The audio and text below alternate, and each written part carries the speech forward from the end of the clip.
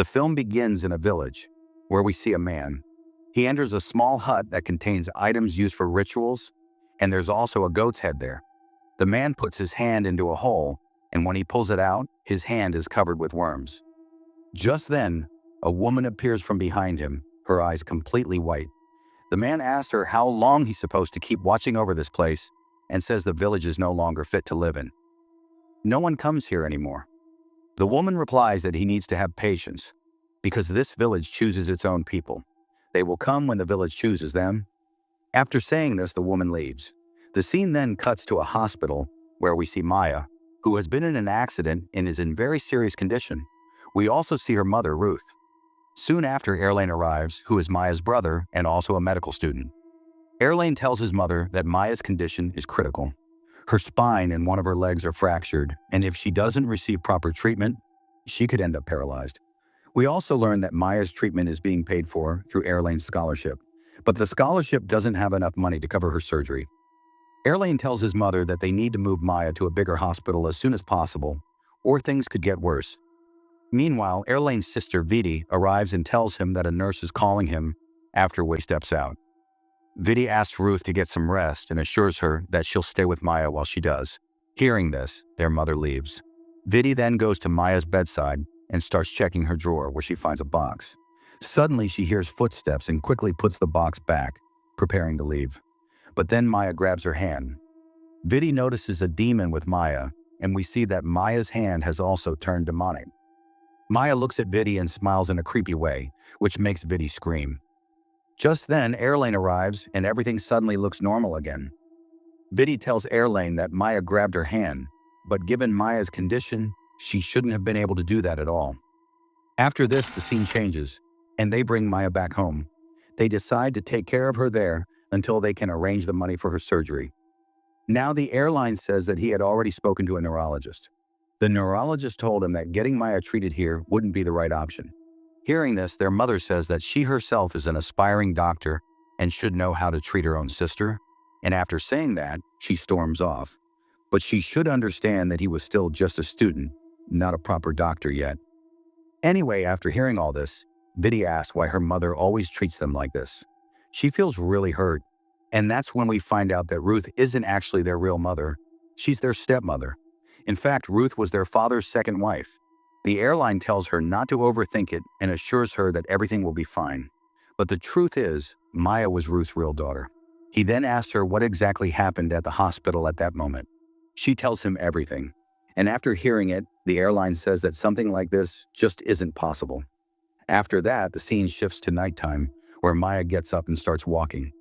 Ruth sees her and calls out to her, but we notice that blood is coming out of Maya, and she smears it on her face, then starts making creepy gestures while staring at her mother. Seeing this, Ruth breaks down and starts crying right there. Hearing Ruth's cries, Viddy wakes up and goes to check on Maya, who is lying on her bed. But there's a demon sitting on top of Maya. Seeing this, Viddy gets terrified. Then the demon appears right in front of Viddy, causing her to scream at the top of her lungs. Hearing her screams, the airline rushes in immediately. He sees his mother lying on the floor, helps her up, and then goes into Maya's room, where Viddy is sitting. He asks Viddy what happened and if everything is okay. Viddy says yes, everything is fine, but she clearly sees a demon. So how did all this suddenly stop? Anyway, after that, she goes back to her room. The next day, Ruth is on a phone call with her father, Jabo. He seems unwell and keeps coughing repeatedly. Ruth tells him that Maya isn't just sick. She was behaving very strangely the previous night. Her father says that Maya can be treated very well in a village. He also tells her that he'll come to pick them up the next day. After that, Ruth ends the call. Suddenly, she starts feeling unwell, and Viddy quickly brings her inhaler because Ruth suffers from asthma. In the next scene, a doctor comes to examine Maya. The doctor says that Maya is improving and that she may not even need a wheelchair anymore. Hearing this, Arlen is very happy because this is nothing short of a miracle. Anyway, the doctor writes a few prescriptions and leaves. In the next scene, Arlen is sitting alone when Ruth arrives and says that they need to take Maya to the village. Arlen asks if they can go later, since Maya is already improving. But Ruth says that her grandfather believes Maya won't recover through doctors and hospitals, and that she must be taken to the village for treatment. Arlen responds that they live in modern times and shouldn't believe in such things. Ruth then tells Arlen that he has to listen to her, and after saying that, she leaves. After that, Viddy comes in carrying some belongings that were in the hospital. Arlen says those things don't belong to them, but Viddy replies that they were kept in Maya's drawer, which is why she brought them. As they go through the items, they take out a black box, and inside it is a statue.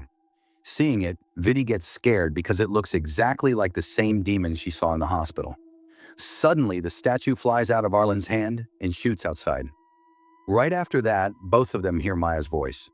They try to go outside, but the door shuts on its own. Meanwhile, Ruth goes into Maya's room and sees Maya standing there.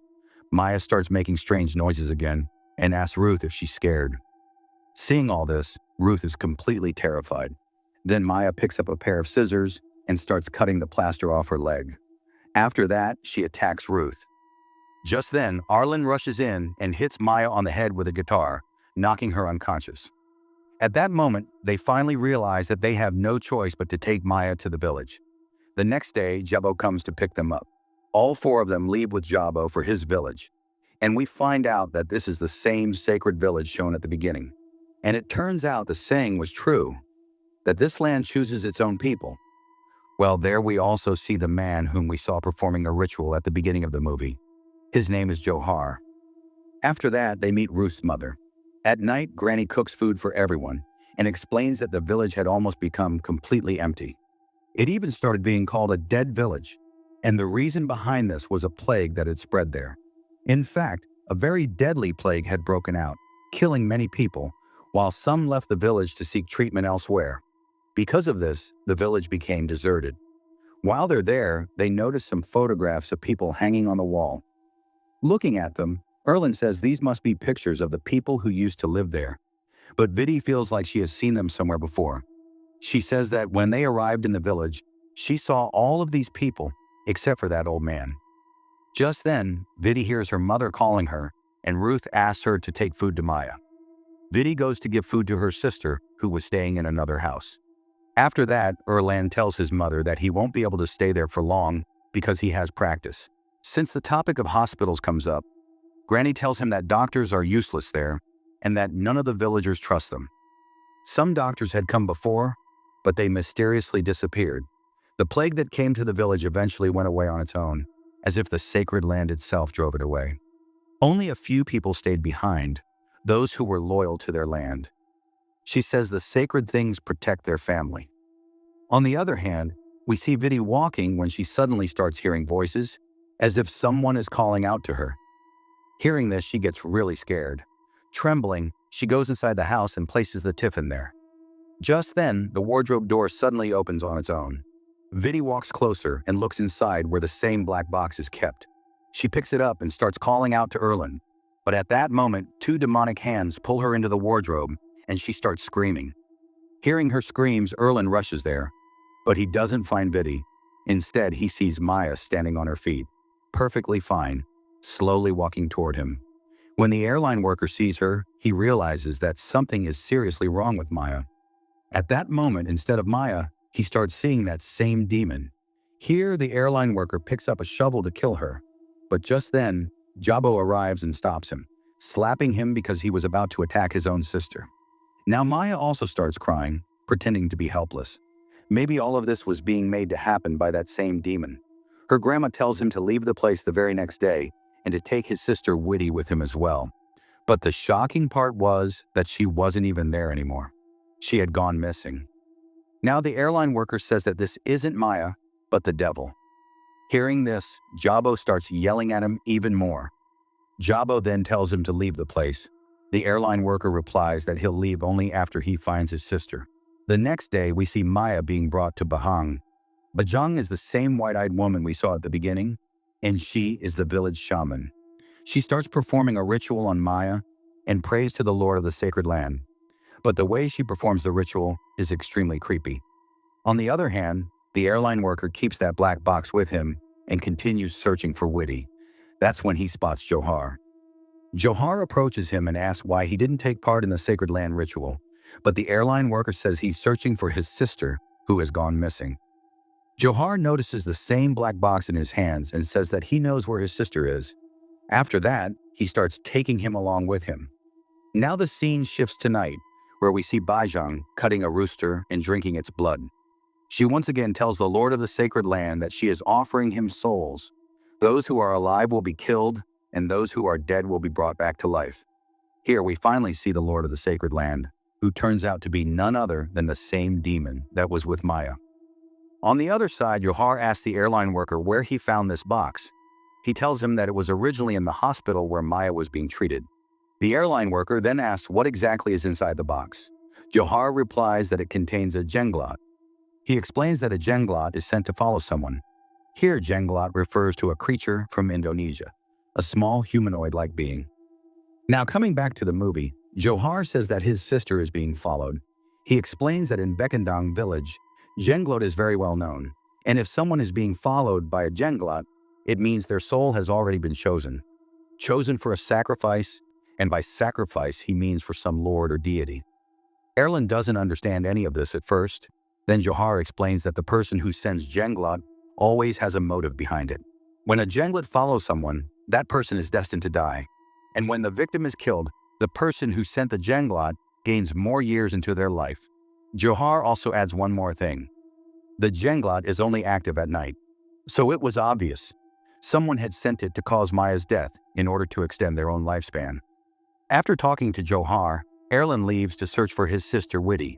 Meanwhile, we see Viddy trapped inside the same cage that's in the sacred hut. The demon comes closer to her, and Viddy starts screaming. But at the right moment, Erlen arrives and breaks the cage.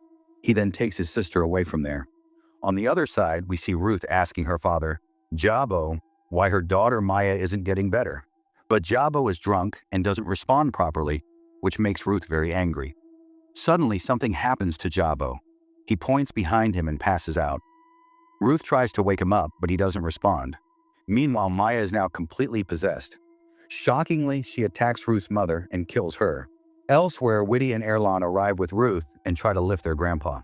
They go inside the house where they find their grandmother's dead body. Horrified, they all try to leave. Erlen lifts Grandpa onto his shoulder, and they make it to the car. Erlen tells them to stay there and leaves to go get Maya. After he leaves, Ruth's condition worsens because we know she has asthma, and her inhaler isn't there. Viddy goes back to get Ruth's inhaler. That's when she notices that Grandma's body's gone. Then she sees that Grandma has come back to life. Terrified, Viddy hides under the bed as her grandmother attacks the bed from above. At the same time, Ruth starts searching for her daughter Maya herself. She finds Maya in a possessed state. Suddenly, Maya comes from behind and attacks her. On the other side, Viddy is also attacked, and just then Bajang appears and thanks Jabo. This is where the movie's real secrets are revealed. So in reality, Jabo had called his granddaughter there for a reason, and that reason was sacrificed. He had made a deal with Bajang. If he brought her a sacrifice, it would cure his disease. That's why he did all this. He wanted to live longer. He was suffering from a deadly illness, and it turns out he was the one who had the box placed in the hospital. In other words, he was also the one who sent jenglot after Maya. But here, Bajang completely turns against him and says that Jabo is nothing more than a dead body. In fact, Bajang wanted to kill Jabo, and she explained why.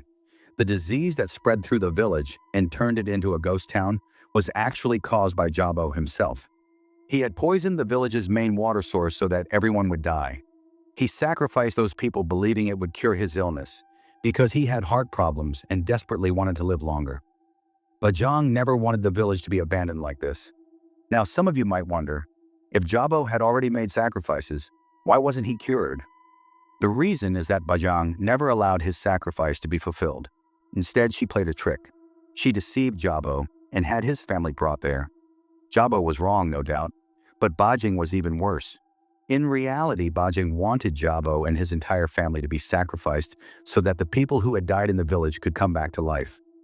Bajang's own family members were among those dead, and this would all happen because of the demon jenglot. The more souls that are offered, the more people would return to life. That's why Bajang keeps repeating during her ritual that the living will die and the dead will come back to life. Now Bajang attacks Jabo with the help of Maya. Arlan sees all of this happening, but before he can do anything, Johar starts pulling him away. Johar explains that Bajang sacrifices anyone who comes into the village in exchange for life. She keeps bringing her old people back to life. Johar also tells Arlan that he still has a chance to save his sister. This is when we realize that Johar is actually a good person, but he's trapped in this village because of Bajang. One more thing is revealed. Bajang can also control the spirits of the villagers. So he explains that if the airline wants to save everyone, the hut must be destroyed. After that, Erlan sets out to do exactly that. But along the way, he realizes that his sister Viddy is also missing. So he goes off to search for her. That's when he finds Jabo lying there, badly injured. Jabo begs him for help, but by now Erlan knows the truth, that Jabo is responsible for everything that happened. Erlan asks him where his sister Viddy is, but Jabo doesn't know. Erlan leaves him behind and starts walking away. At that moment, Maya comes over to Jabo and grabs him. Erlan tries to stop her, but Maya refuses to listen. On the other side, Erlan suddenly hears Widdy's voice. Her granny is dragging her away somewhere, which clearly means something terrible is about to happen to both Maya and Viddy. Erlan quickly follows the sound of her voice. There he sees Bajang, who pushes both of his sisters into a grave. When Erlan reaches the spot and looks inside, the grave is empty. Suddenly, the dead villagers begin to come back to life. They grab Erlan as well, shove him into the grave, and start burying him alive. The scene then cuts to Johar, who arrives just in time to save Erlan. He pulls him out of the grave and sends him off to rescue his sisters. It was then revealed that Maya was actually the heart of the sacred sacrifice. Jenglot had chosen her himself as a human sacrifice. That's why Maya was buried on the sacred mountain. Erlan rushes there and begins digging frantically. Meanwhile, Johar is chanting prayers in front of the living dead to stop them from advancing. Just then, Bajang appears to stop Erlan. She tries to block him and summons Jenglot, which attacks Erlan.